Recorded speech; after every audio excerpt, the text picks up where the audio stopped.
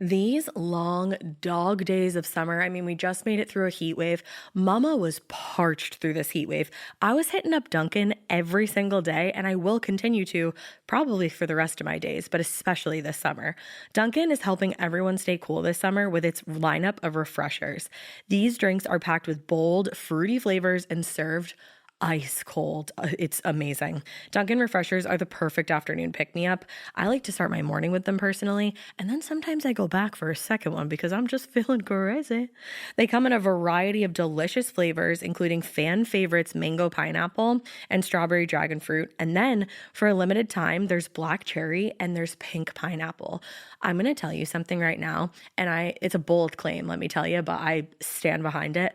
Pink pineapple will change your life. It is so good. It has me feeling like I'm sitting in a pool, resort side, just living, honey. It's so yummy. Try your favorite flavor with green tea, sparkling water, lemonade, or Dunkin's all-new limeade. I haven't tried the limeade yet, but I'm going to. Usually I get my drinks made with green tea and occasionally lemonade, but I do really like the green tea. Or if you don't want to build your own, try one of Dunkin's curated refreshers like the Cherry Lime Ricky or the Ultimate Pink Daydream. The Cherry Lime Ricky, scrumptious. I could drink like 3 of these a day. They're so freaking yummy. Head to Dunkin' today and find your favorite refresher. Dunkin' refreshers contain less than 1% fruit juice. Limited time offer. When it comes to online college, Southern New Hampshire University is so good, it's scary. Listen, the facts don't lie. SNHU has degree programs that fit your goals, online classes that fit your life, and real support at every step. And if that wasn't enough, they've got some of the lowest online tuition rates in the U.S. This is an airtight case, you guys. Visit snhu.edu/morbid to get started. That's snhu.edu/morbid. Chilling crime cases are mysterious, but finding coverage shouldn't be. With the State Farm Personal Price Plan, you have options and can personalize your plan to help create an affordable price so you can get back to cracking all of life's bigger cases. Talk to a State Farm agent today to learn how you can choose to bundle and save with the Personal Price Plan. Like a good neighbor, State Farm is there. Head to statefarm.com to get a quote. Prices are based on rating plans that vary by state. Coverage options are selected by the customer. Availability, amount of discounts and savings, and eligibility vary by state. Hey weirdos, my name's Ash. And I'm Alaina. And this is Morbid. Sure is.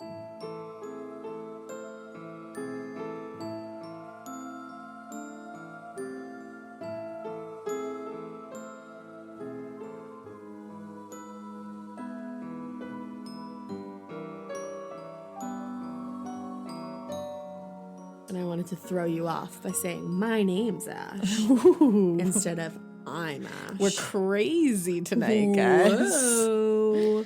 Welcome to part 3 of Dennis Rader, a.k.a. BTK. AKA Idiot Face McGooch. Exactly. It's been a long haul. And this is the end. This might be the longest installment yet. This episode is going to be 4.5 hours long. Yeah, it's a long one. This episode is going to be a Harry Potter movie. But you know what? When we get to the end, it's going to be worth it. It's been worth it the whole time. We get closure at the end. We're like, yeah. I've had closure the whole way through because it's been so fun just making fun of this dingus face. If you have not joined the Facebook group yet, You're join wrong. the Facebook group and see the absolute just debauchery that has occurred at BTK's expense. It is so funny. All the memes that you guys are brilliant. Killing I can't even the game, no pun intended. I can't even pick my favorite one. No, and we're trying. Some beautiful angel made a whole thread of all of them, so they're all in one spot. Oh my god, I love it. And it's like a BTK Dennis Rader mashup with Mean Girls, and every single one is better than the other.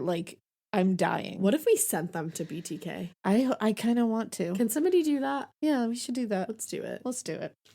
Well, before we start in on this jackweed, Jackweed. I just That's wanted. a good one too. We have just one thing to cover, one thing quickly. We just want to remind you that we still have tickets for our second live show, Woo! which is on November 19th, 2019, and it is at AS 220 Main Stage in Providence, Rhode Island. Tickets are on sale right now. There's still a good amount left, so go gobble them up. And you can get them at Eventbrite. Yes. You can just go on there and search Morbid, a true crime podcast live, or you can go onto our Instagram, and I've put the link for the event page for the tickets in our bio. So go get them. It's going to be awesome. It's the week before Thanksgiving. We'll do something sick. And we're going to stay after. Same deal. Like, you don't have to pay extra for a meet and greet. No way. We're just there. That's crazy. We're just going to hang to the extreme afterwards. A few people had messaged us asking, because for the October one, we're doing like the spooky background of Halloween. Yeah. But for this one, it's most likely going to be like a true crime case. Like, yeah, I think so. Yeah, I think it's just going to be a true crime case. But you know what? We don't know. We'll let you know when we know. We'll hit you up. We'll do it. So without further ado, let's get into it. Let's get back into Dennis, shall we? Dennis. Fucking Dennis. D-nice. So when we last left you, we left you on the pretty awful murder of Shirley Vian. That was a rough one. But we ended on the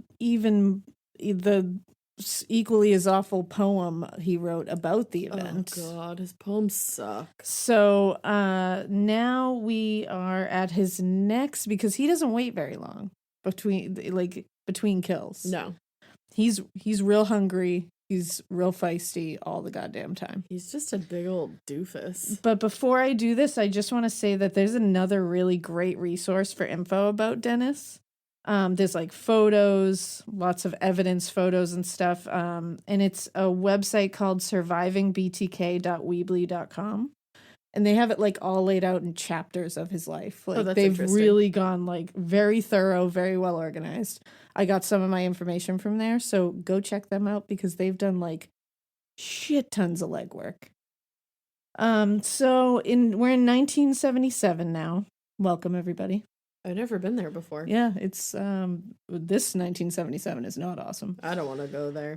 Dennis is looking for his next victim already. Awesome. He's fresh off of Shirley and he's ready for the next one. This was going to be victim number 7. And in his words, he referred to this next one as PJ Fox, Foxtail, or Fox Hunt. Why PJ? PJ is his abbreviation, his abbrev for project. Oh, okay. That's stupid. And in his own words from the Catherine Ramsland letters, he said, quote, "There are 3 letters in Fox's name. It sounds similar to sex, and the fox is hard to catch. She looked very smart, so I had to outsmart her. The date was also close to the anniversary of the attack on Pearl Harbor, and this was a sneak attack. December is also the year coming to an end, and winter is the end of the life cycle. A lot of things were right about this hit." Okay. Number 1, fox and sex don't sound alike at all. Besides the fact that they have 3 letters and end in X, that's it. That's all they had. Like, they do not sound alike, Nope, Dennis. they like, don't. Maybe you should get hooked on phonics again. They really don't. But he's so obsessed with that. In fact, and we'll see later, he uses another like alias name.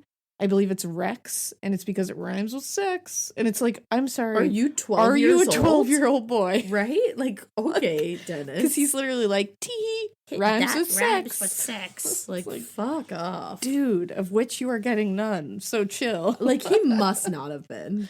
No, it's like, come on, dude. Oy, oy. In his court testimony, which we're going to play later, a quick clip from that. It was after he had pleaded guilty, which, spoiler alert, he was guilty. He was? Yeah, crazy. No way. He went into, like disgustingly cold detail, and he just coldly confessed to the gruesome details of each of his murders. So he went over the night of December 8th, 1977, which is the night he killed 25-year-old Nancy Fox. Dennis said he had been trolling for a while, and that he happened to see her going into her home one night. Now, side note, this is what is truly scary about Dennis. He would just see you and just fixate on you. Ugh. It was just something about you that would, like that. And all he had to do was see you once, and if he fixated, that was it. You were it. And he could just see you like out at your mailbox or just getting into your car. So it's like doing mundane things, everyday things you never think someone's watching you. He's fucking Well, watching and how many you. times do you see like so many people throughout the day just doing that, and like you're just like the unlucky one that he fixated on. And it's like you don't think walking out to your car that someone's staring at you and watching you. Now I'm gonna. And sizing you up to maybe stalk you for months and then murder you in your house. This podcast has made me live my life in fear. Yeah. I'd book it. I think that's done that to a lot of people. I know. I get out of my car and I just run inside. Yeah. So fast. That's smart, man, because there's Dennises out in the world and they're no good. fastest. Now, during the confession in court, the judge interrupted him at one point and asked him to clarify what trolling meant. I don't blame him. Because I think at first he thought he said patrolling, and he was like, were you working? Like, were you like a security officer? And honestly, anyone who sees this can see that Dennis is just fucking tickled that he gets to explain his serial killer lingo to everybody in court. Like, you can tell he's like, well, let me explain. He's being such a minkus about it. Oh, he's such a homicidal minkus. So you can see how ridiculous he is. He answers, quote, it's called stalking or trolling. And then he says, if you've read much about serial killers, they go through different phases. That's one of the phases that they go through. It's a trolling stage. Basically, you're looking for a victim at that time. And you could be trolling for months or years. And once you lock in on a certain person, it becomes stalking. There could be several of them, but you really hone in on that one person. They basically become, that's the victim. Oh, wow. Thank you for that beautiful explanation. And this is what he said in court after he pled guilty in front of victims' families, explaining to the court, let me explain to you what a piece of shit I am and how I go through my process. He's just such a bizarre person. And the best part was, after he went through that whole thing, like, well, it's called the trolling stage. If you've known anything about serial killers, you know that they do this. After that, the judge was like, no, I thought you said patrolling. I was just wondering if you were working. And he was like, oh, no, this wasn't on my work hours. Like, it's like this my God. Like, you're just like, fucking Dennis. I can't. He gets like so like excited Dennis. to explain it. And then the guy's like, yeah, And the judge is down, like, buddy. The judge is like, no, I just thought you said misheard patrolling. Thanks, though. So he said once he locked in on Nancy, he did his homework. He stopped by to look in her mailbox to see her name and where she worked. Oh, that's so creepy that anyone can just look in your just fucking mailbox. Yeah. Felonious on all accounts. I hate mail. He basically says that the more he could find out about the person, the better, obviously. Because, obviously this makes some kind of twisted sense because it allows for more personalized ruses for him to use, to be allowed in if that's the route he's going to take, because he would do different things. And it also just allows them to gain their trust better, because it allows him to become more personal with them and understand what they might want to hear. Mm-hmm. So as stupid and fucking dumb and bumbling and fucked up as he has these like methods that you're like, fuck. That makes sense. Like, I hate that you're like kind of smart there. Right. Like, it's like, ugh. So on the night of December 8th, 1977, Dennis parked his car a few blocks away from Nancy's home at 843 South Pershing. He thought this number was pretty neat because it had a 3 in it. Remember, he loves the number 3? 3 for me. Yeah. And now back to this jagweed. Skip it about boot up, yeah. He knocked on her door because he said he wanted to make sure that no one was home. After all, he had stalked her enough to know when she arrived home, so he wasn't looking for her to answer the door. Right. No one answered, so he just went around back. He cut the phone lines because that's his shit. Spook. He then just broke in and just fucking waited in her kitchen. Just like hung out Just in her kitchen? sat on her kitchen. Like, what do you think he on a did kitchen to keep chair. busy? He said he liked to drink glasses of water while he sat in people's homes. Interesting. And then he would wash the glass and be like, tee-hee. Like, that was his little thing. That's so stupid. Now, he had practiced this one to make sure it didn't go awry like the previous ones did. Yeah. Because remember, all his other ones, unfortunately, they were successful, but they were fucking bumbling. Like, he Mr. Beaned his way through all of those. Like the girl whose brother was home. Exactly. And then didn't he not think that the dad was going to be home, the Otero dad? Yeah, he had no idea that he was going to be home. I mean, like, there was so many things. So he said he had an old window in the shed at home that was like Nancy's window. And he had practiced cutting glass with a glass cutter to like get in there quick, easy, and without any noise. Wow. So he says, quote, on a bee, which is breaking and entering, there's a powerful feeling as you enter someone's territory. The smell and fixtures surround you, and there are unexplored parts of the house with treasures to find and keep. It is a violation to them. Yes, sort of mental rape. Ew. I can completely understand why burglars are attracted to it. Jesus Christ. He's so gross. He's like, not my MO, but I get it. I get why people want to mentally rape people. Like, what the fuck? Like, I hate you, Dennis. That's dark. So Nancy comes in, and she's obviously very startled to see fucking Dennis sitting at her kitchen table. One might figure. So he just tells her he had a sexual issue, and he needed to tie her up, he needed to have sex with her, and he needed to take a few pictures, but that he wasn't gonna kill her. Oh my God. I'd say I'm not gonna hurt you, but that's hurting you. Right.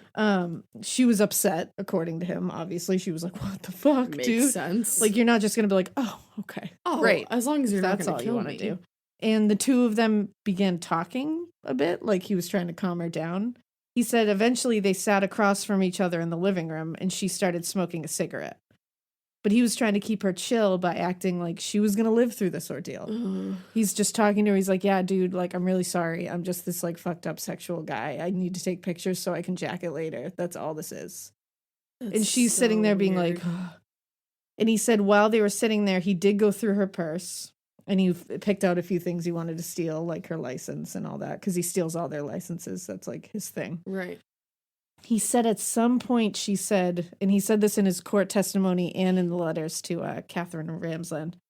He said, quote, she said, well, let's get this over with so I can go call the police. Which I'm like, what a bad bitch you are. I love that. Like, I love that she's just like, you know what? Let's just get this over with so I can call the fucking police on your ass, you degenerate. But he said she sealed her doom for sure on that one. Because when she said she was going to call the police, I wasn't wearing a mask. And he was like, even if fuck you, he was going to kill her. And anyways. he was like, even if I wasn't going to kill her, I had to kill her now. Right. And it's like, I know.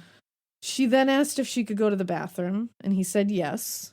But he propped it open so she couldn't make any moves. Right. Like, he wanted to be able to see what she was doing. He told her to come out naked, and he undressed himself, which makes me shudder so hard that I am fairly certain that my great-grandkids are going to feel chills from this knowledge. They won't know what those chills are from, but one day they will just shudder like a shake weight. and it's from this knowledge of Dennis just standing there naked waiting for someone. Yeah. Now it's nuts as she came out still wearing a pink sweater, I believe it was.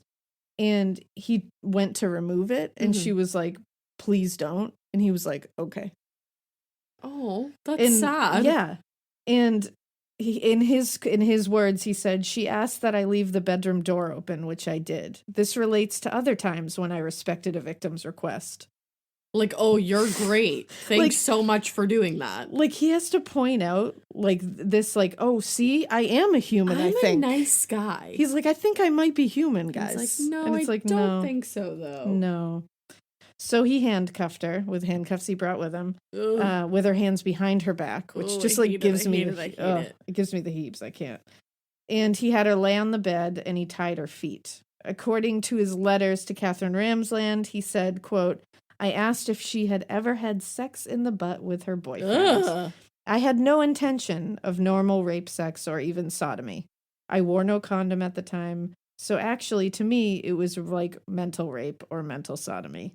That's all I needed with a victim in bondage. The act of strangling brought gratification quickly, along with the victim struggling. He is so gross. He's so far into, like, monster land. It's just unbelievable. Because it's like, that's, So he's making her think I'm gonna rape you.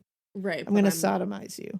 So now she's freaking out and he's like, oh, but I don't need to do that. All I need to do is strangle her. Well, and that's the last thing she's expecting because all she thought, oh, God. Yeah, because he made her think, and he's acting very, like, I'm going to rape you. And he's also going along with requests, like, please don't take this off. And he's like, okay, please leave the door open. Okay. Like, he's acting very, like, chill. Like, I'm all right. So she's probably thinking, like, kill you. Yeah. And that's his thing, is he wants them to feel like they're okay. That's part of the whole thing that he gets like satisfaction Because then out when of. he goes to actually kill them, they're probably like They're like so the look shocked. on their face is Yeah. probably like wild. Exactly. Ew, that's so creepy. I I didn't know. even want to understand. I know, it's that. awful. I didn't want to understand that. I didn't at all. want to either. Why did I understand that? Why did we do that? Ugh. So in court, he said he merely climbed on top of her at this time and strangled her with a belt. To Catherine Ramsland and to the police, he said, quote, Fox passed out. I had her come back, and I whispered in her ear a bit. I told her I was BTK. I was a bad guy. This was the torture thing. You can visualize being tied up and knowing that something is going to happen to you, and you can do nothing. That's my torture. Now, to me, the fact that he said in court, I just strangled her with a belt, and that seems to be what he does, is he strangles pretty quick. Yeah.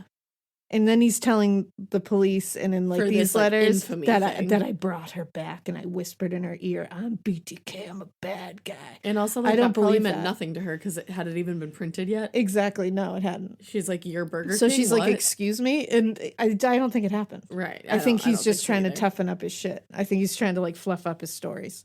Which, you know what? To that I say, fuck you, sir. was funny. So he then said he unhandcuffed her and retied her hands with pantyhose and took the belt off her neck and then retied her neck with pantyhose. This was all for like the look of it. Like he did this all, he never left the handcuffs aesthetic. on or the belts. He didn't like how that looked. He liked how it looked in the moment, but once he was going to take pictures, he liked the aesthetic of the nylons and all that. Gross. Those pictures are fucking Exactly. gross. It's for his own fantasy. He then went through the home to take some of her things, which is what he does. He does have a very specific routine that he takes here. Basically, he's just looking for like clothing, jewelry, feminine things that he can use later. He also grabbed her license.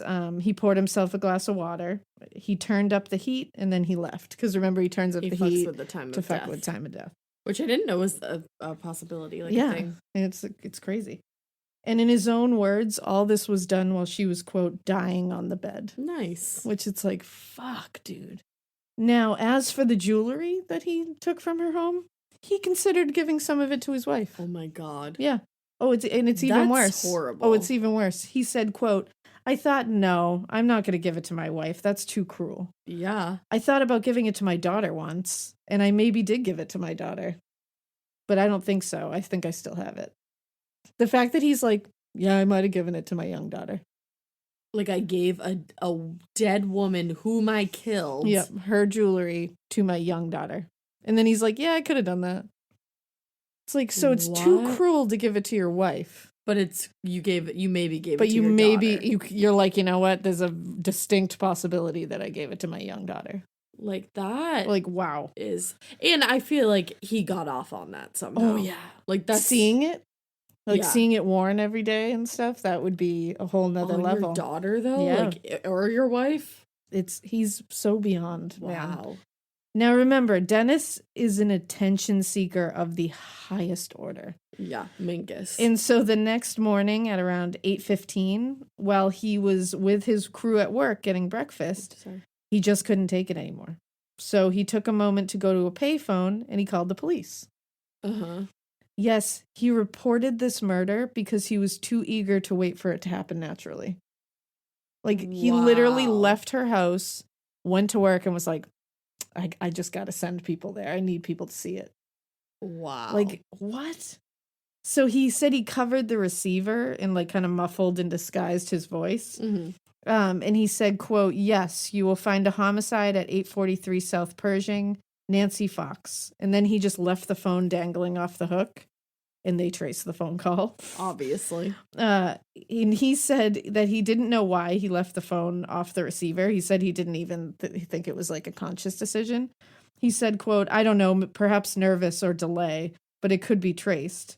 Maybe it was a cat and mouse move. Probably a thing you do when you're younger. And if you think things out, you wouldn't do it now.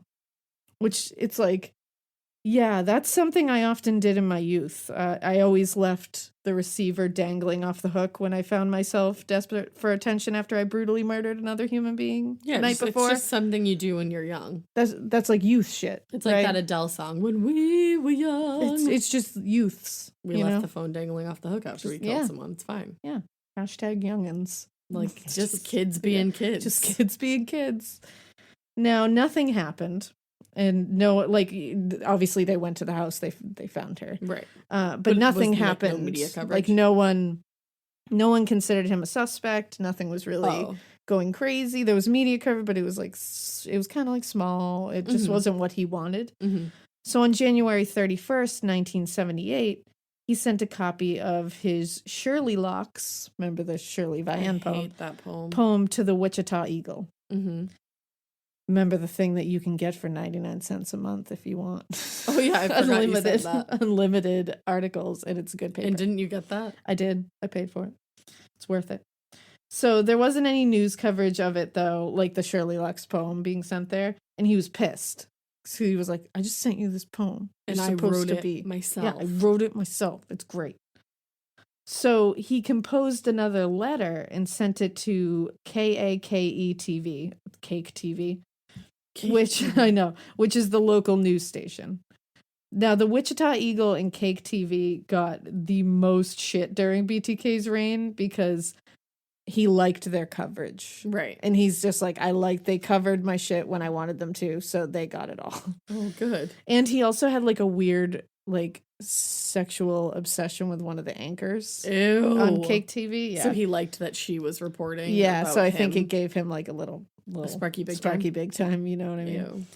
Now, the letter that he sent to Cake TV was signed BTK, and he talked about how he murdered the Oteros, Nancy Fox, and Shirley Vian. And he also mentioned an unidentified kill that we now know was Catherine Bright. Okay. But he didn't, he mentioned it and connected himself to it, but he didn't say her name. Right. He also included a drawing of a woman who was bound and gagged with another fucking poem. This one's entitled, Oh, Death to Nancy. Oh, good. And this is how it went. What is this that I can see? Cold icy hands taking hold of me? For death has come, you all can see. Hell has opened its gate to trick me. Oh, death. Oh, death. Can't you spare me over for another year? I'll stuff your jaws till you can't talk. I'll blind your legs till you can't walk. I'll tie your hands till you can't make a stand. And finally, I'll close your eyes so you can't see. I'll bring sexual death unto you for me. What is sexual death? I don't know, it sounds gnarly though. I don't want any part of it. Yeah, what? I do not want any part of it. Now, along with that, amazing Weird poem, shit. he also sent a letter. Oh. This is what the letter said. I find the newspaper not writing about the poem on Vian unamusing. A little paragraph would have been enough. I know it now. There's a lot of grammatical errors and spelling errors, so bear with me because I might stumble a bit just because it's really bad. I know it not the news media fault. The police chief, he keep things quiet and doesn't let the pubic public know there's a psycho running around, loose, strangling mostly women. There's 7 in the ground. Who will be next? How many do I have to kill before I get a name in the paper or some national attention? Do the cop think that all those deaths are not related? Golly gee, yes, the MO is different in each, but look, a pattern is developing. The victims are tied up. Most have been women, phone cut, bring some bondage, mater sadist tendencies, no struggle. Outside the death spot, no witness except the Vian's kids. The death spot? Yeah. Wow. The death spot. They were very lucky. A phone call saved them. I was going to tape the boys and put plastic bags over their head like I did Joseph and Shirley, and then hang the girl. God, oh God, what a beautiful sexual relief that would have been. Josephine, when I hung her, really turned me on. Ew. Her pleading for mercy when the rope took hold. She helpless, staring at me with wide, terror-filled eyes, the rope getting tighter. You don't understand these things because you're not under the influence of Factor X. Oh my God. The same thing that made Son of Sam, Jack the Ripper, Harvey Glatman, Boston Strangler, Dr. H.H. Holmes, Pantio Strangler, Florida, Hillside Strangler, Ted of the West Coast, which is what he called Ted Bundy. Ted of the West Coast. Are you shitting me? Like, nothing else Ted is funny Bundy about this, but would that. give him the biggest bird. He'd be like, No, he would give him an atomic wedgie. yeah. Now, in many more infamous character kill, which seems senseless, but we cannot help it. There is no help, no cure, except death or being caught and put away. It is a terrible nightmare, but you see, I don't lose any sleep over it. After a thing like Fox, I come home and go about life like anyone else. And I will be like that until the urge hits me again. It's not continuous, and I don't have a lot of time. I'll take time to set a kill, one mistake, and it's all over. Since I about blew it on the phone, handwriting is out, letter guide is too long, and typewriter can be chased too. He makes literally no sense. Excuse me. My short poem of death and maybe a drawing, later on real picture, and maybe a tape of the sound will come your way. Ew. How will you know me? Before a murder or murders, you will receive a copy of the initials, BTK. You keep that copy. The original will show up someday on Guess Who? May you not be the unlucky one. P.S. Here's where he gave all the name suggestions. P.S. How about some name for me? It's time. 7 down and many more to go. I like the following. How about you? Oh my God. The BTK Strangler, Wichita Strangler, Poetic Strangler, the Bondage Strangler, or Psycho, the Wichita Hangman, the Wichita Executioner, the Garrote Phantom, the Asphyxiator. He is a fucking loser. Yeah. And after that, he also listed each victim and how they were found and very specific crime scene details. They knew that he so they were what like, he was talking about. Oh, this fucking loser is the guy? Like, really? Awesome. Oh God. Now, things quieted down for a little bit after this, and he kept doing like petty thefts and breaking and enterings. No real quote unquote projects panned out for him, but he was trolling. I thought you meant PJs. PJs. Yeah, No real sorry. PJs. I'm sorry. No real PJs. Just trolling. And he was just like living his life basically for when his wife was out so that he could dress up in women's items and film himself in autoerotic asphyxiation poses. Oh, excuse me. I just threw up all over the place. Exactly. On June 13th, 1978, their daughter Carrie was born. Okay. So their second child.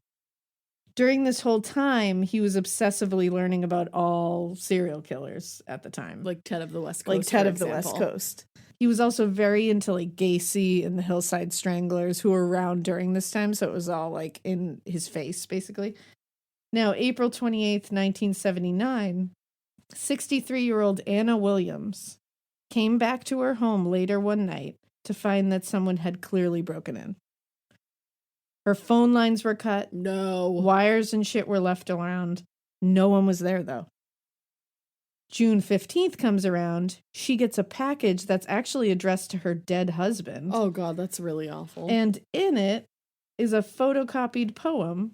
I think there was like drawings of like naked, bound and gagged women, which is what he loved to do. He would like do a drawing of a bound and gagged woman, or he would put a like magazine picture of some chick he thought was hot, and he would draw like gags and bindings on her. Wow. Yeah.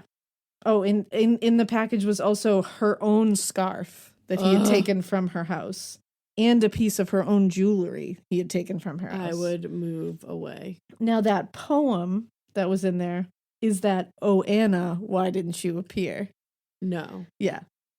So remember the one we talked about in I think it was part 1.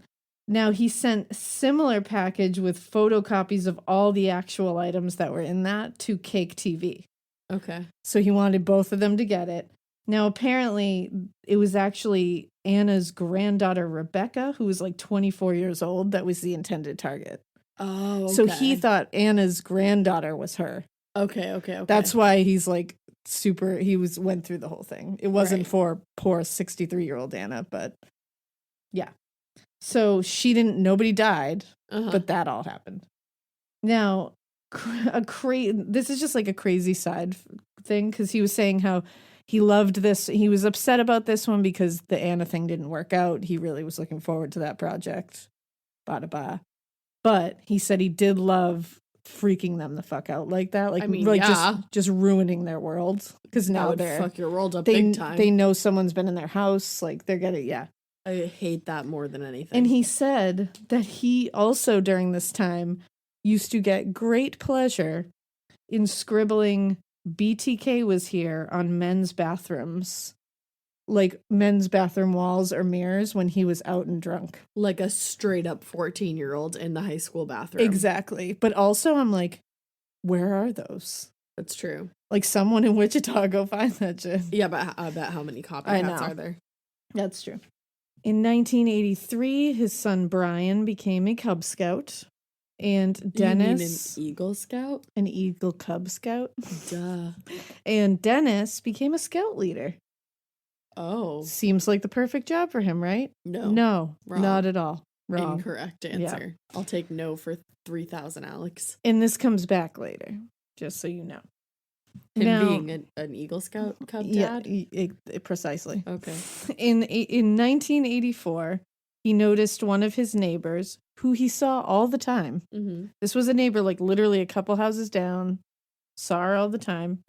And he just noticed her all of a sudden. Oh, great. That's what you want. Yeah. Her name was Maureen Hedge, and she was 53 years old. Uh-huh. And she was adorable. No. Yeah. I don't want that. He said she often smiled and waved to him. No. And he said, quote, I thought about what her neck would look like with rope around it. Jesus Christ. Which She's kind like, of... good morning, Dennis. And he's like... And he's like, wouldn't you look pretty with rope around your neck? Doesn't this remind you of Ed Kemper when he said, sometimes I see a pretty girl and I think I want to take her out on a date. Other times I think, wow, her head would look good on a stick. Yep. He's just like mimicking other serial killers.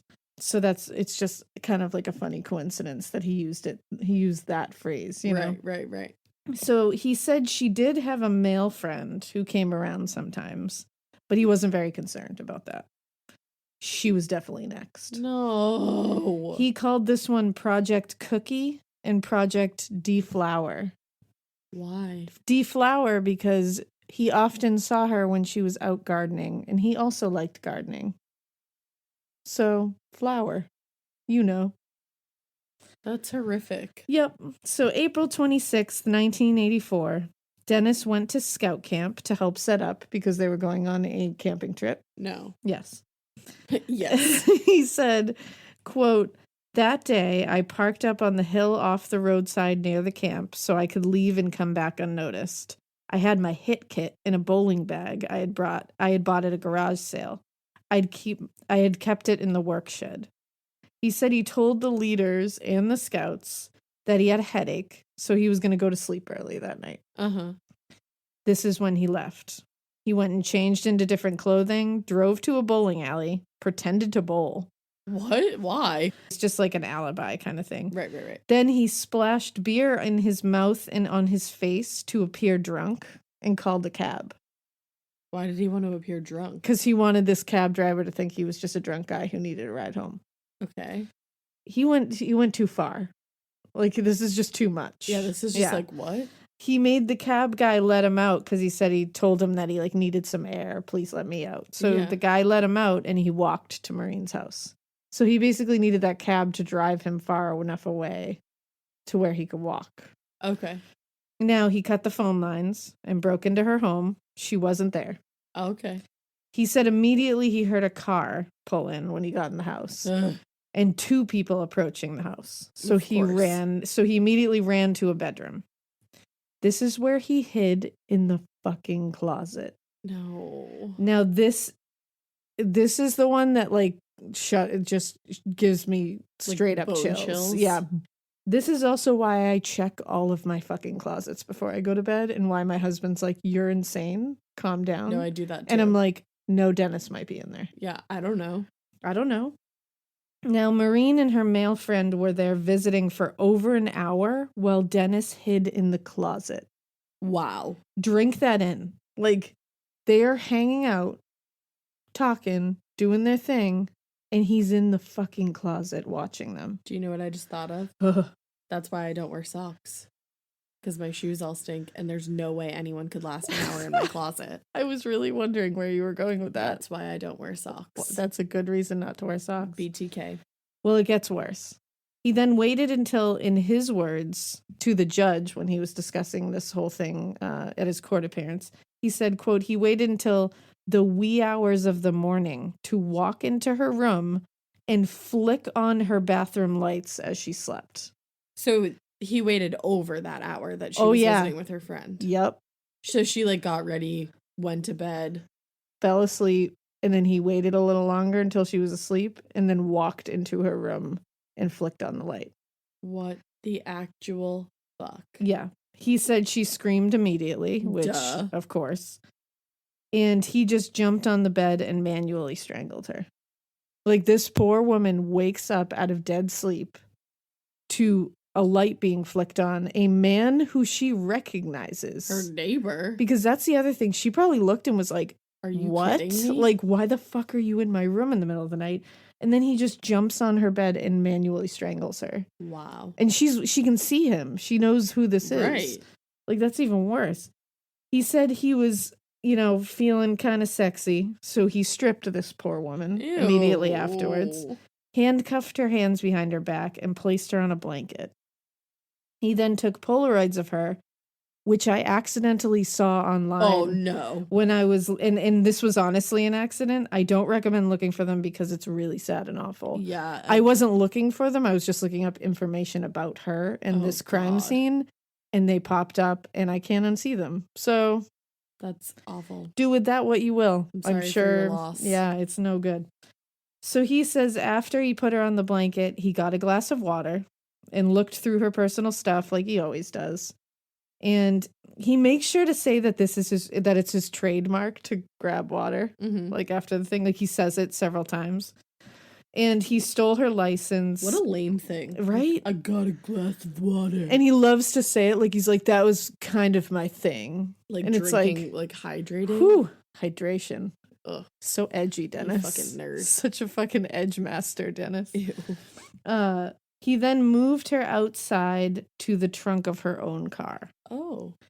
When he talked about moving her, this is just like a little side thing. When he talked about moving her body, he mentioned in the Ramsland book how hard it was. Like he was surprised at how hard it was. He said, quote, "It's like a concrete box.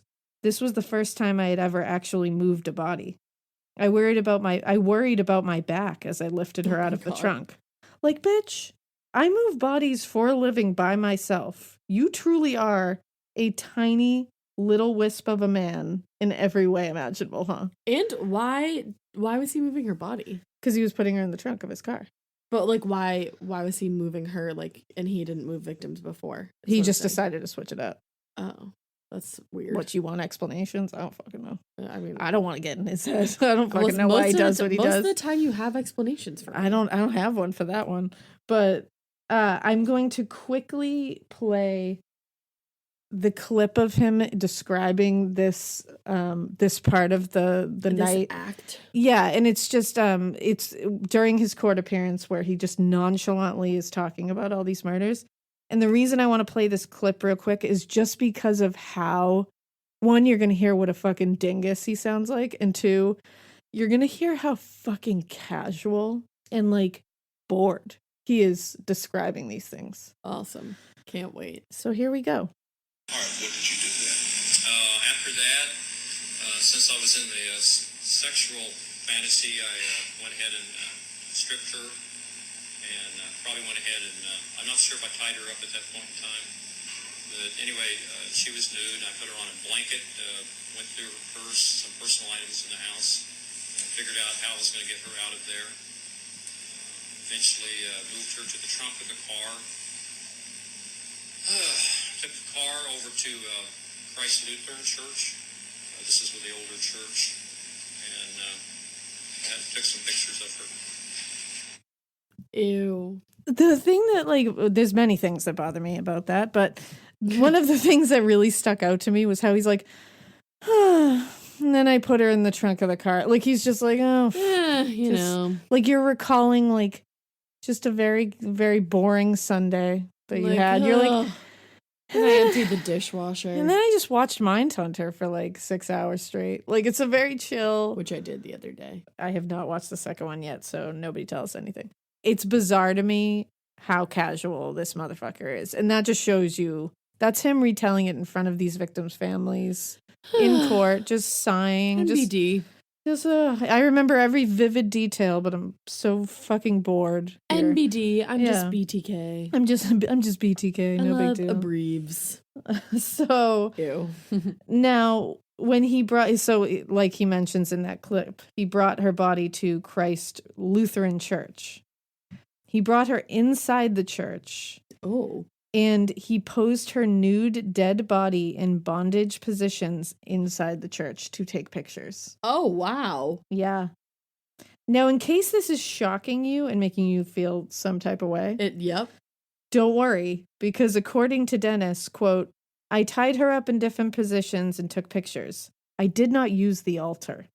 I was bad and disturbed, but I still had respect for some items of God's house. You placed a dead body that you murdered in God's house. I mean, hello?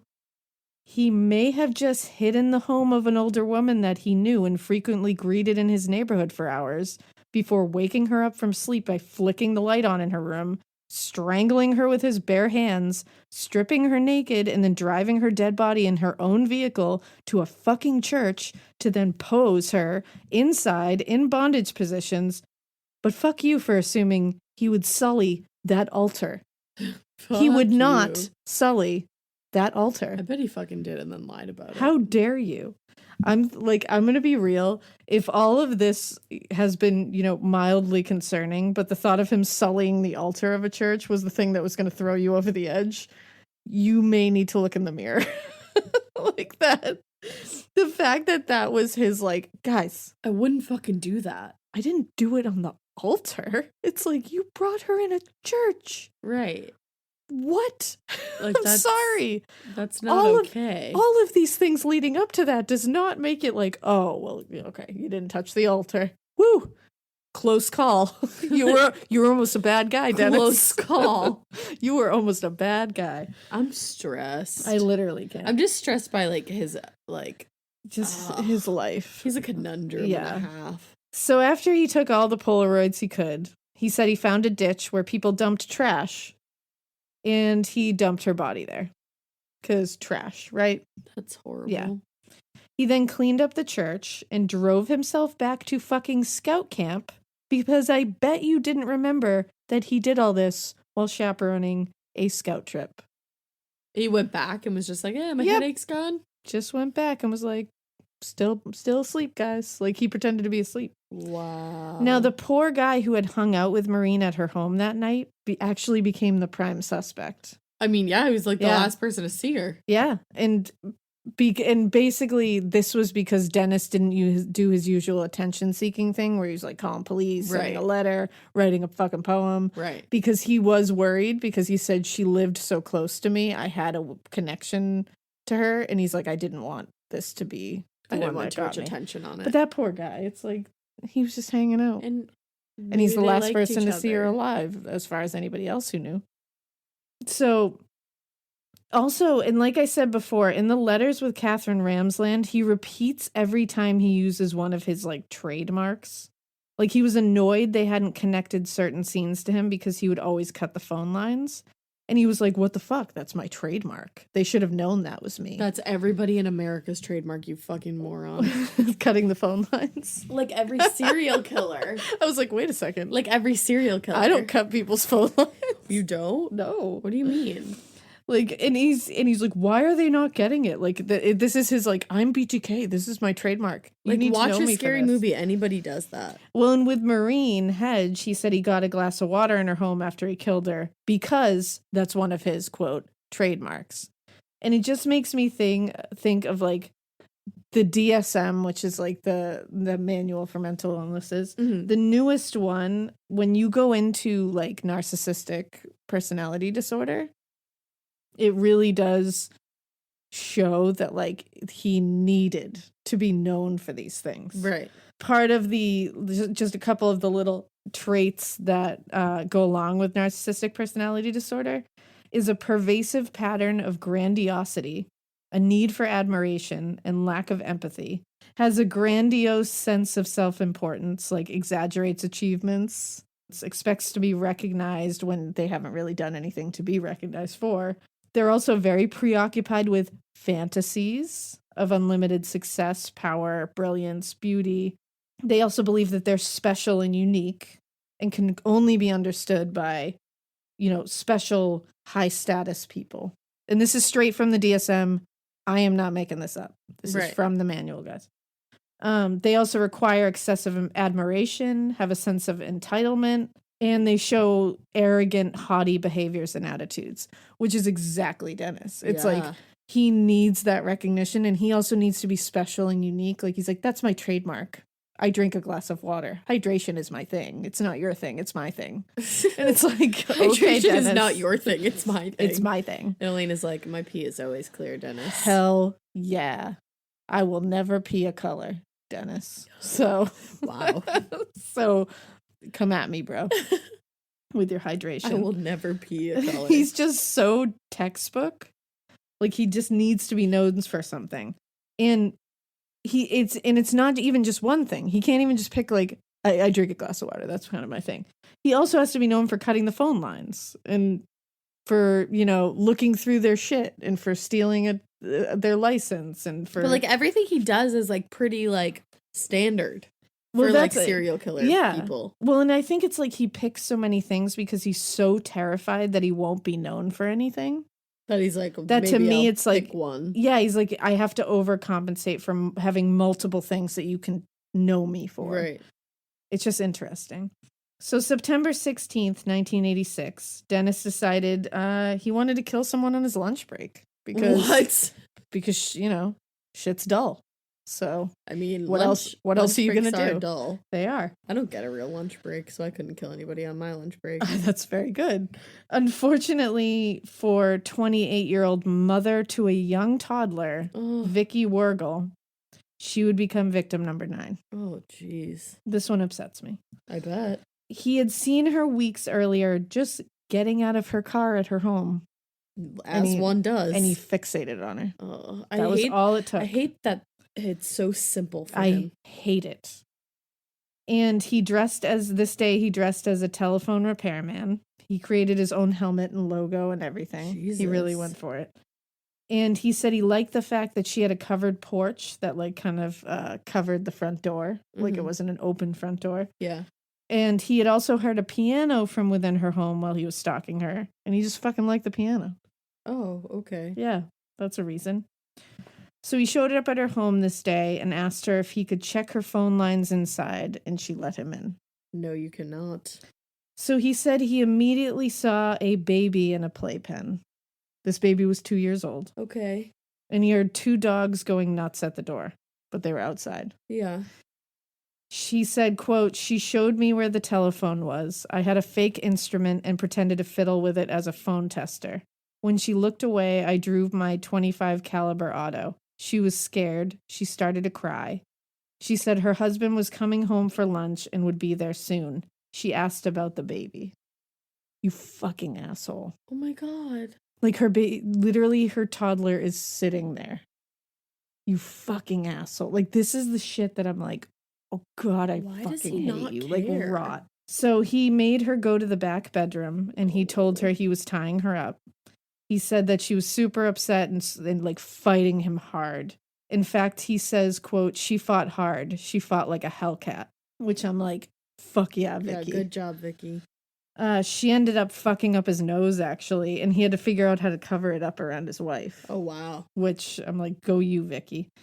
He strangled her with a nylon stocking and she passed out. He opened up her blouse and pants and took photos of her quickly. I think he took 3, he said. Ew.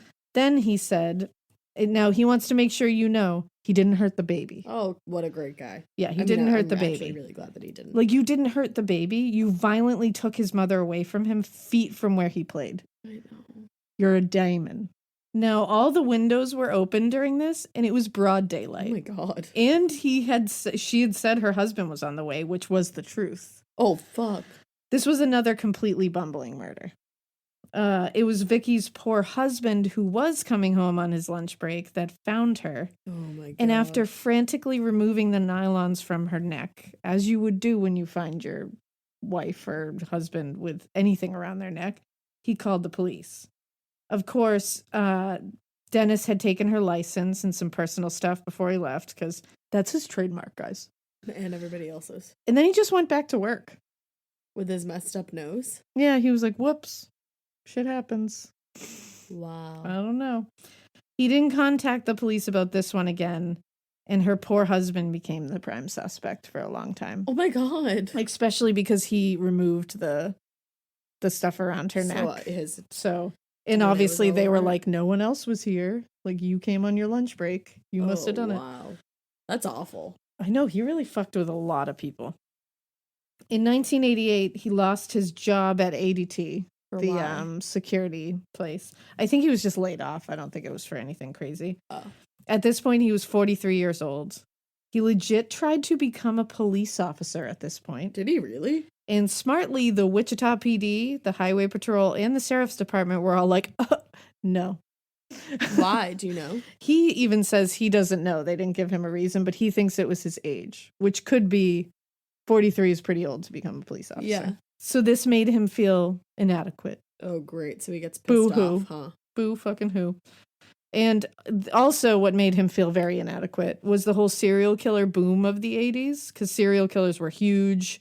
They were infamous. There was a ton of them at the time, and they were splashed across every media station ever. And Dennis was getting upset because the BTK killer was not getting a lot of attention outside of Wichita. I mean, come on, guys. He drinks glasses of water. Yeah, he was like, I hydrate At the crimes. and I cut wires At the crimes. at the crimes.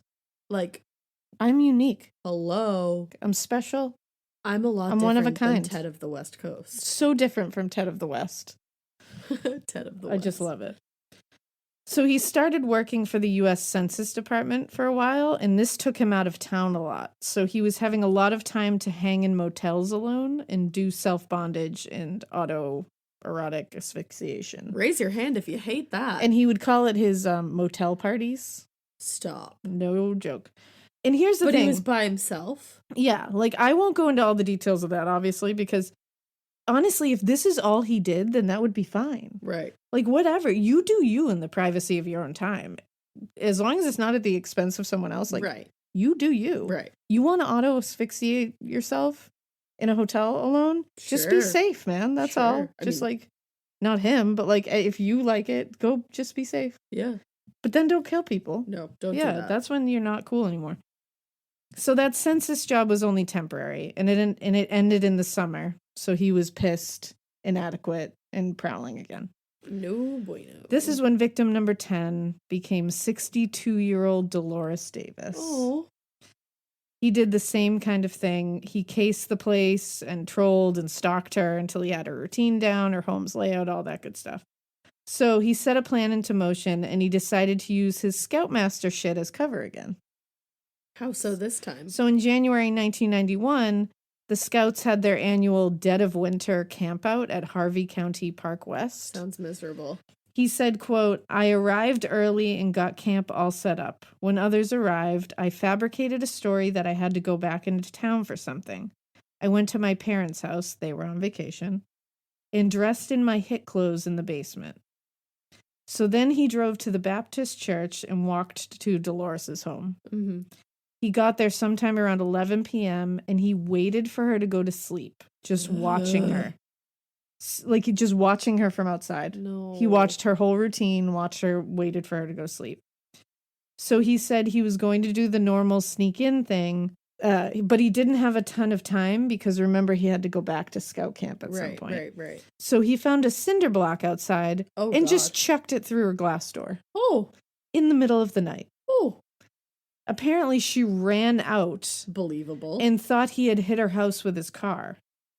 And he was like, nope, I'm a wanted man, blah, blah, blah. The same fucking ruse he uses all the time. I'm wanted. I just need your car. I just need money. Bop-a-doop-a-da.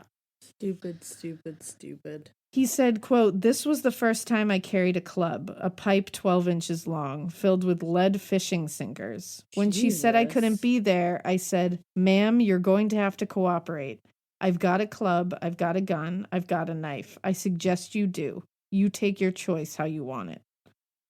So he forced her into a bedroom, handcuffed her while she fought him like hell. Oh.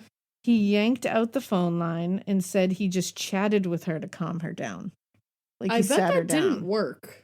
And he said he just shot the shit with her, and he kept telling her that he was just warming himself up, getting food and shit. He was like, "I'm not going to hurt you. I just need food." Like, trying to keep her calm. I don't like that he does that. Oh, and he also wants you to know that he drank water. Because without that legendary move of his, It wouldn't be BTK. what is this all about? Wait, so you're telling me that he had a glass of water? He had a glass of water at the scene. Whoa. So unique. Whoa. So legendary. Whoa. So Dennis. Has anybody ever done that before? Only Dennis. Trademark. Only BTK. Water TM. Water TM. So after getting her comfortable, which I fucking hate that he gets this poor woman thinking like, you know what, it's all going to be over in a little bit. He tied her hands to her ankles while she was on her belly and strangled her with nylons as, in his words, she begged him not to kill her. Oh, good. Yeah. Now, he didn't take photos of her because she had indicated that at one point that someone was coming over. And he wanted to get out of there before any other shitstorm happened like the other places. He's an like, idiot. I'm not taking chances this time. So he threw her in the trunk of his car. He did it again. Uh-huh. And drove her to some lakeside area and dumped her body. Oh, and then he realized he was missing his gun and had to go back to her house where he found it on the floor. Wow. He legit dropped his gun in her house and left it there and had to go back and get it. What an idiot. Fucking Dennis, man. Like, and the fact that he admits to that too is just like even better. That's so Dennis. He's like, and then I realized that. And then I realized I didn't have my gun, so I had to go back and it was on the floor. So How do funny. you do that? because I just channel him. I think it's a very upsetting thing I do, but I do it. It's a very upsetting thing I do. Do you drink water? No. Oh, Only okay. Dennis Okay. does that. Yeah, Yeah. right, Yeah. good. No, I don't cross over like Okay, that. I'm glad. That's legend. Made me nervous for a minute. I know. So while he was in there getting his gun that he dropped, he Idiot. stole her entire jewelry box, her license, some clothing, a camera of hers. Then he went back to her body and moved it under a bridge near a barn where he had scoped out ahead of time. Mm-hmm. And he liked this area because he said he wanted to take pictures in that area. It was going to be really spooky and sexy. Ew. Yeah. Dennis. Nothing about Dennis is sexy. Oh, or not spooky. even one cell in his body. Like, he's not even spooky. He's just gross. He's just fucking... like, a lot of people are spooky. He's just and I'm like, pathetic. oh, I don't know. You're pretty spooky. But he's just like a fucking bizarro. You're just like, what are you? I don't know, and I don't want to know. Well, the weather that night was too shitty for photos. It was like foggy and shit. Huge bummer. So then he just went back to scout Can't camp. see the moon. Went back to scout camp again. Good. Yeah. Because, he was chaperoning another scout trip when he did this. Can you imagine knowing that you were on that scout trip? No, I'd be like, wow. And being like, oh, I remember when Dennis left because he like left his cheesecake in town. Yeah. I don't know. I don't know. It just came out of my mouth. It's a very Dennis thing to leave in town. I mean, he leaves his gun, so I bet he'd leave his cheesecake too. I guarantee you he did. Idiot. So the second night of scout camp, he feigned a headache, which they're probably like, do you have a brain tumor? Are you okay? Right? Like, why do are you gonna make it, always- Dennis? You always have a headache. And he told the scout leaders he had to go into town and get medicine. So instead, No one had Tylenol? no, apparently not. Wow. Not for Dennis. Instead, he went back to Dolores's body, put a creepy porcelain mask on her, Oh. and took photos. No, thank you. Then he went back to scout camp again. I just barfed. So it was May 1991 that he got his job as a compliance officer. And boy, did he love this job. A compliance officer? Yes. What's that? So this job is like making sure leash laws are obeyed, making sure everyone's grass is a 1/4 inch high, Oh. enforcing all the laws around like litter and trash and all that fun Oh stuff. my god, he was a hall monitor. He was literally like a town hall monitor. Wow. That's what he was, He yeah. would be a fucking hall monitor. And he loved it. He took part of the job was also taking stray dogs and any dogs who were in violation of any codes to the pound to be euthanized. And he enjoyed that. He loved it. It made him feel like a police officer, and he got to be a dick and like wield power over people. But I love dogs. Because I've seen like stories on like Reddit and stuff like that where people are like, oh, like this guy I knew or whatever, like somebody knew got in like an argument with Dennis Rader. Really? And it was over his dog not being like, or being loud or not being leashed or something, or not being registered. Yeah. And Dennis came back and like took the dog to the pound, like vengefully, like did it. Like he was like, the dude was a dick. Like he used to do that shit all the time. So then people have like specific stories about him being a compliance officer. Ew. And in the last season of Mindhunter, I think you start to see his like dickiness because I think I don't know if he's working at ADT in the other thing. Is. Like when the guy comes back and needs like another roll of tape or something, and he's like, give me the old you one. have to give me the core. And he's like, what do you mean? Goes, like, he's literally like, what the fuck? And he's like, you need to give me the core. I can't give you another one. Like, that's him. And he does like this stupid little laugh too. And he's like, that's just how it works. Yeah, like, sorry. And the guy literally is like, fuck you. And that's why being a compliance officer was like his ideal job, because he essentially got to do that all day, every day. Ugh. He essentially got to tell people, give me the core, or I can't like give you that. The narc of the century. He is. He's the worst. Oh, so in his words, he said, quote, after Davis, the desire seemed to go away for a while. Okay. I had finally found a good job, and I was busy with the kids and home life, but that cycle started again. It seemed like 1994 to 1995, I started looking. So it was during this time that he was planning to kill a woman doctor who came to their house for house calls when he was having ear problems. That seems problematic. Well, and hello, that's hearkening back to the ear infections when he was 5. Even Dennis said that he didn't understand why he wanted to hurt a woman who was helping him, but thought it was the BDSM idea of her hurting him to help him thing, like when he was 5. Yeah. So he like brought it back later. Oh, great. He's like really harping on that. He's like, that was it. That ear infection was it. Maybe it was. Maybe it was, man. Seemed pretty like significant. Yeah. I literally couldn't just think of that word. It's a tough word. Up until 1995, when he turned 50, he was doing breaking and enterings and just like prowling and kind of like writing down projects and stuff, but he wasn't doing anything. He just didn't kill anyone. Okay. He did have a specific fantasy, though, that is fucked up beyond measure. Great. He wanted to call it PJ Twin Peaks, and it was to be a mother and a daughter. Oh, no. They were both to be blonde with long hair, and the daughter was to be 10 to 12 years old. Oh, Jesus Christ. He would tie the daughter up in her bedroom and have some kind of system where she would hear her mother being tortured at high volume through some kind of like stereo system. Oh my God. Like this dude. You have children. Dude. Every time you like get to the point where you're like, oh, he's just a fucking bumbling idiot. Like what then a fucking you turd. He wanted to do and then this. he says shit like that and you're like, no, you're the straight up devil. Like you're just like, what the actual fuck? Wow. And he like wanted that to happen. Didn't happen, I'm luckily. really glad. So it was in January 2004. So we're jumping way ahead because he didn't do anything. Yeah. Through all this time, he was just being a compliance officer. He was, I think, like vice president of his church. He was just living his normal life. I didn't realize Didn't kill anyone. that was so recent. Oh, yeah. Didn't kill anyone at this point. Was just, according to him and all the evidence they found later, he was planning a lot of projects. Like he was ready to do it. He just didn't do it. Right. It was January 2004 that Hurst Laviana, who was a reporter for the Wichita Eagle, wrote an amazingly detailed investigative piece that like outlined the decades since the Otero murders. Yeah. And he like kind of connected the fact that BTK was the one who did it and BTK was never caught. Dennis was thrilled that this, like, he was like, oh my God, this is my time. So that same year, he was voted vice president of his congregation at Christ Lutheran Church. Interesting. And this is, so he sent a letter to Laviana, the reporter, on March 19th of that year and put the name as Bill Thomas Kilman. Are you kidding me? Yes.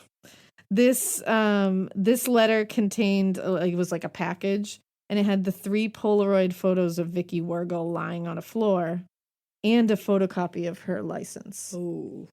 Now, the BTK symbol was in the right-hand corner of this thing, and the return address, I think, was like a vacant building. So, but they were like, this shit is legit. Like, these are photos of Vicky Wargle, and that's her fucking license. Like, this is real.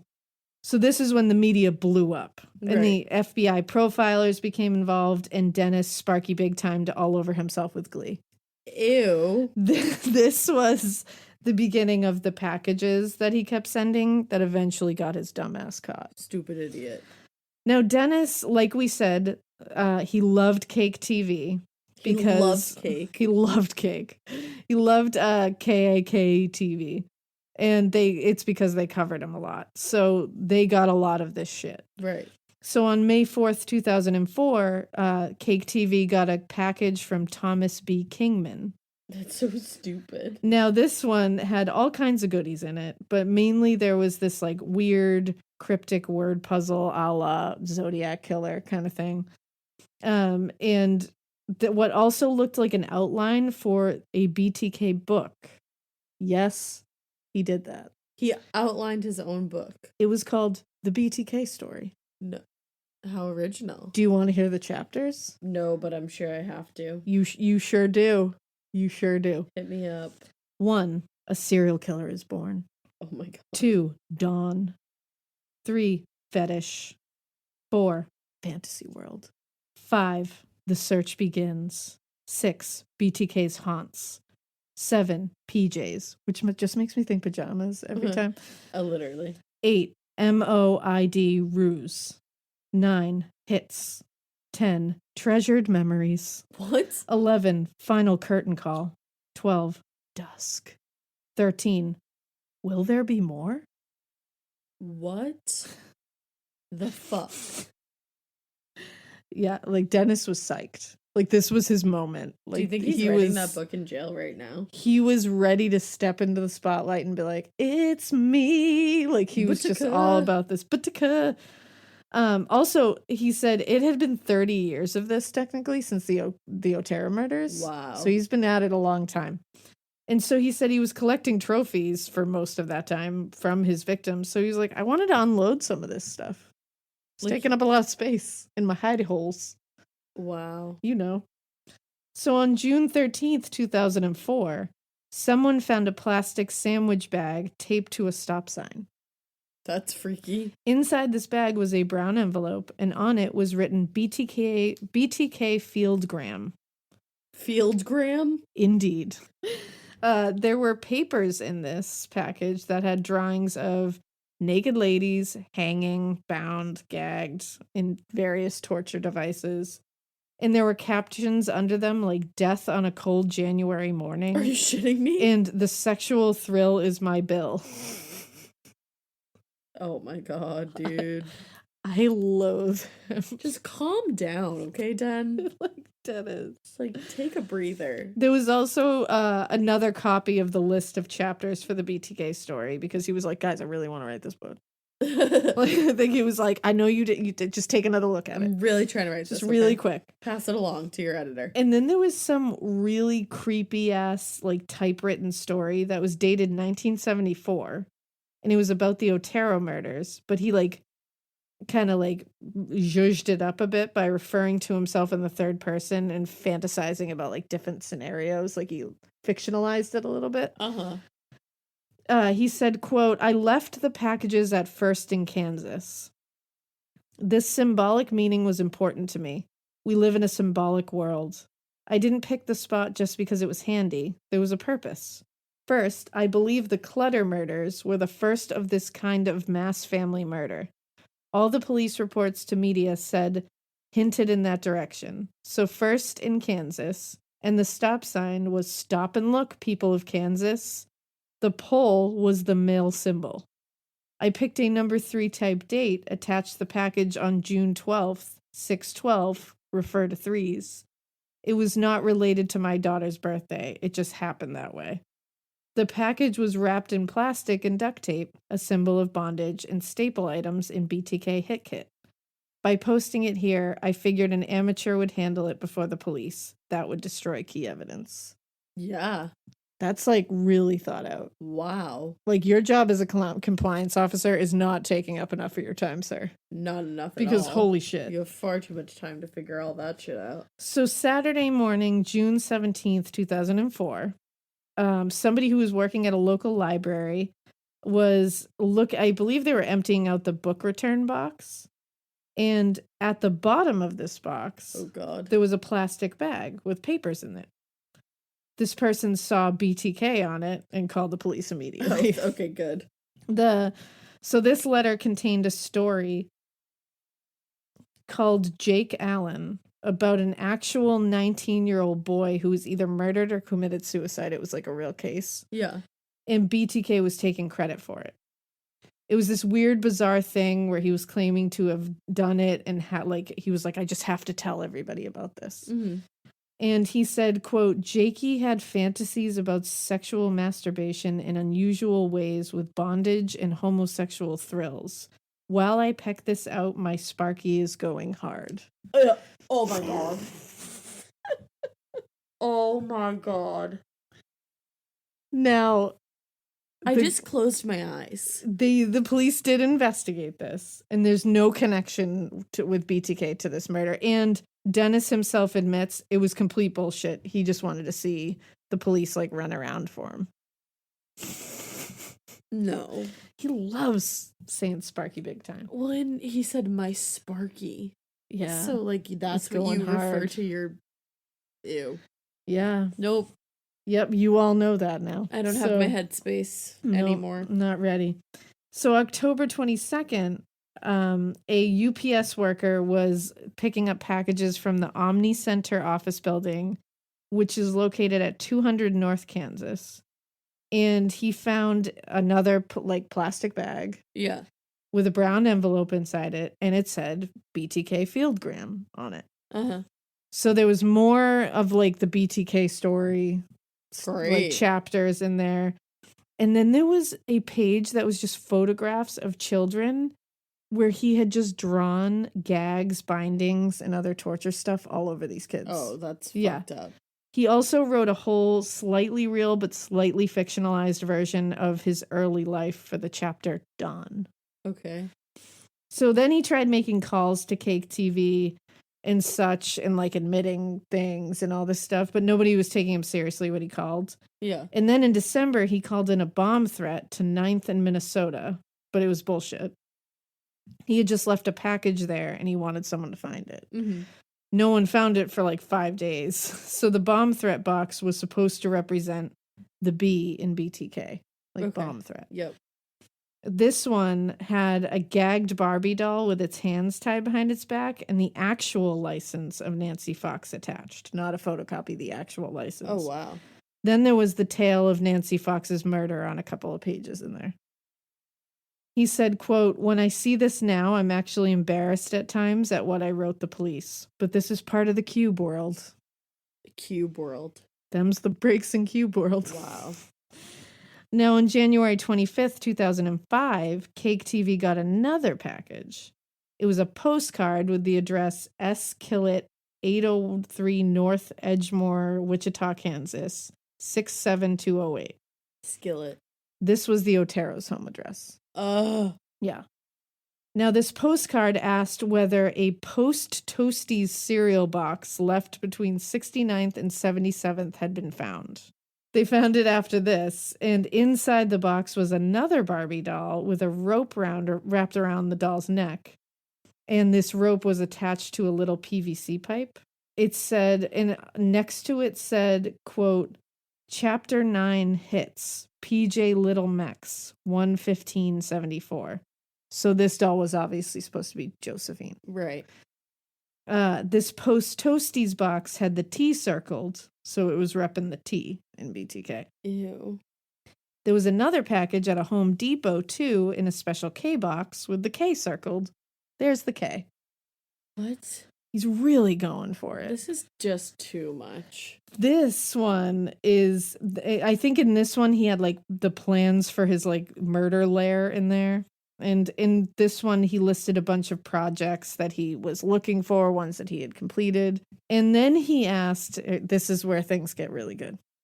In this great. one, he then asked if he could send a floppy disk with some things. Yeah.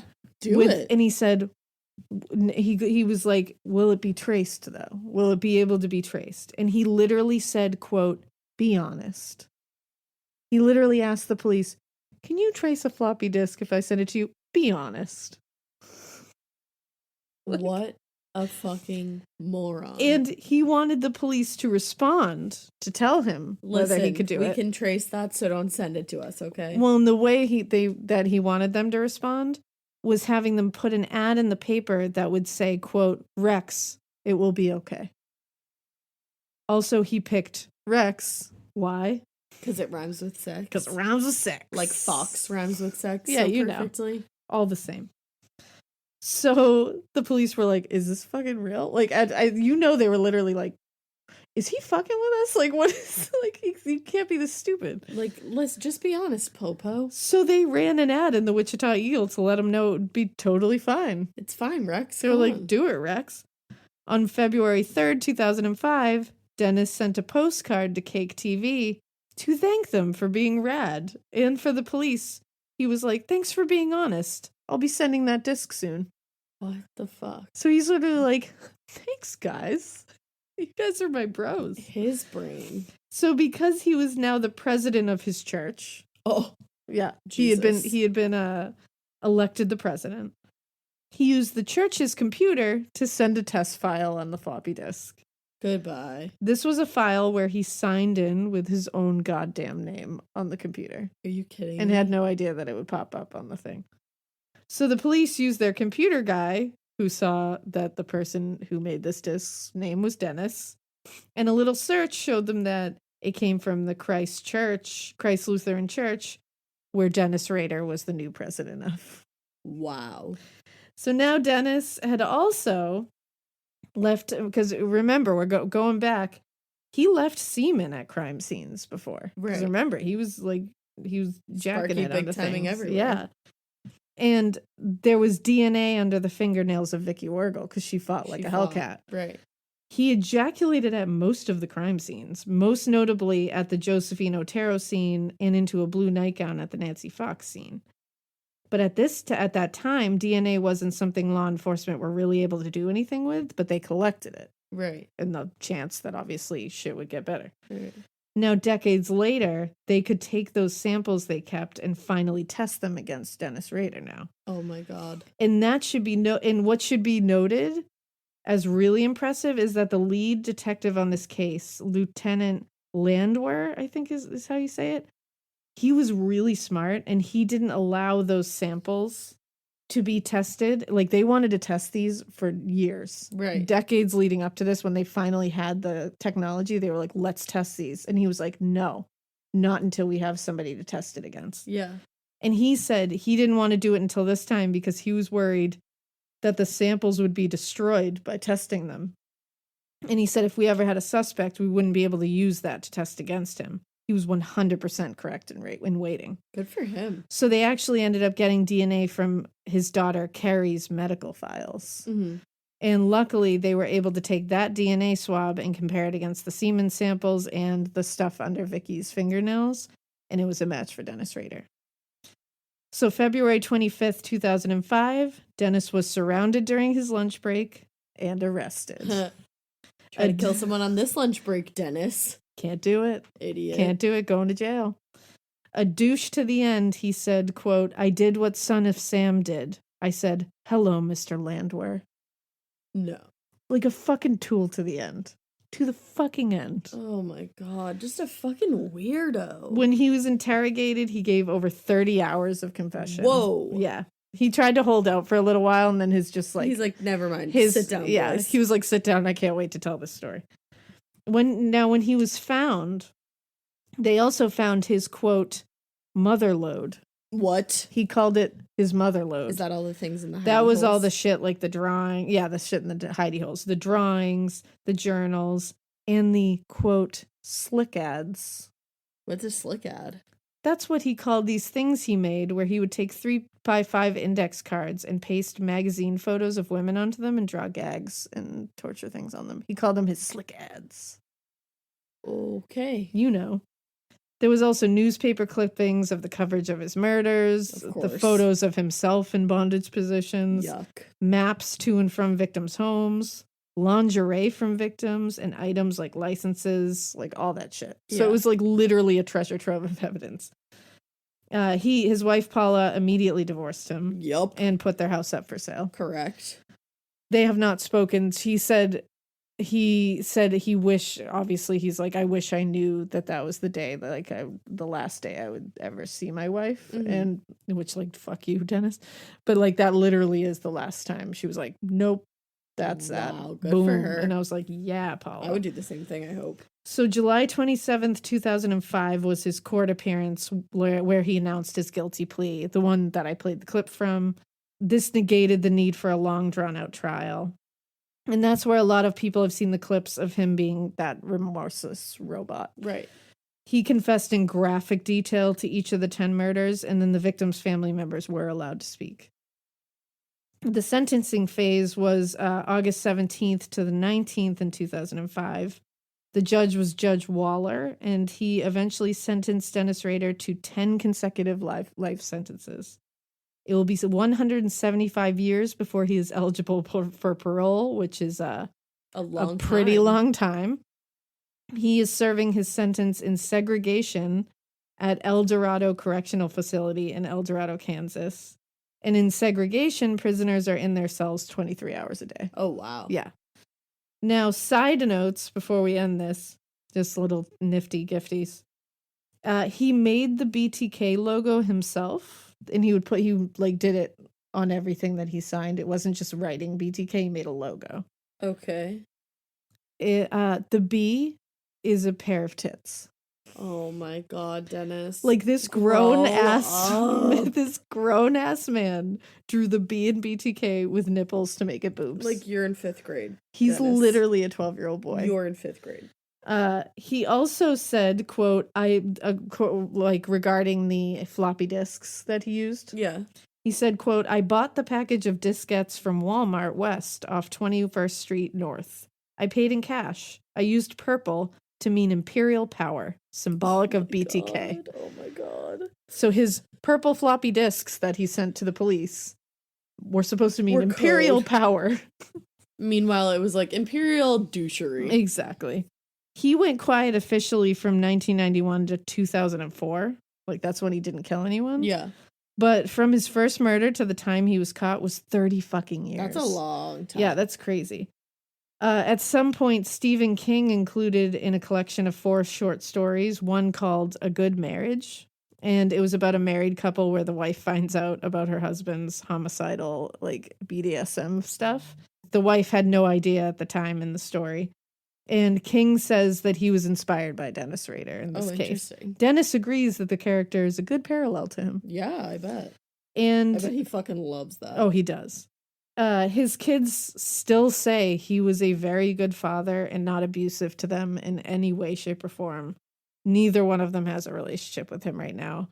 But Carrie Rawson is her last name now, did write her own book at, like, I think it's called, like, A Serial Killer's Daughter. Oh, really? Yeah, and I haven't read it yet, but I really want to. Mhm. And so, Sounds like it'd be interesting. yeah.